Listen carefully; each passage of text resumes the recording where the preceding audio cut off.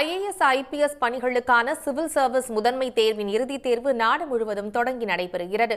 கூடுதல் தகவல்களை செய்தியாளர் பிரபாகரனிடம் கேட்கலாம். பிரபாகரன், சிவில் சர்வீஸ் தேர்வை பொறுத்தவரை நாடு முழுவதும் எத்தனை பேர் இந்த தேர்வை எழுதியிருக்கிறார்கள்? கூடுதல் விவரங்களை பதிவு செய்யுங்க பிரபாகர்.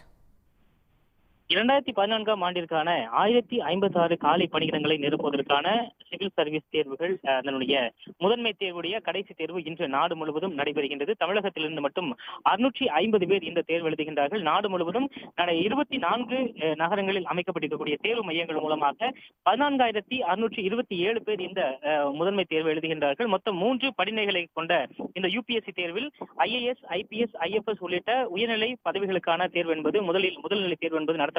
தொடர்ச்சியாக மெயின் தேர்வு, அந்த பிரதான தேர்வு கடந்த 20ஆம் தேதி தொடங்கியது. மொத்தம் 5 நாட்கள் நடைபெற்ற இந்த தேர்வில் முதல் நாள் தொடங்கிய தேர்வு இன்றுடன் முடிவடைகிறது. இறுதி நாளான இன்று விருப்பப்பாட தேர்வுகள் என்பது நடைபெறுகின்றது. காலை 9 மணி முதல் 12 மணி வரை எழுத்து தேர்வாக நடைபெறக்கூடிய இந்த தேர்வை தமிழகம் முழுவதும் 650 பேர் சென்னையில் 3 மையங்கள் அமைக்கப்பட்டிருக்கின்றன.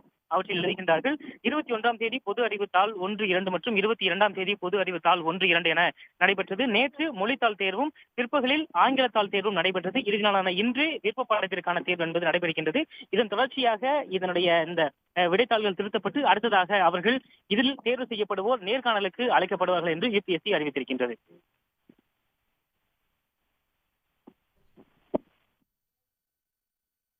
தகவல்களுக்கு நன்றி பிரபாகர். உடனுக்குடன் செய்திகளை தெரிந்து கொள்ள சன் நியூஸ் பெல் ஐகானை கிளிக் பண்ணுங்க.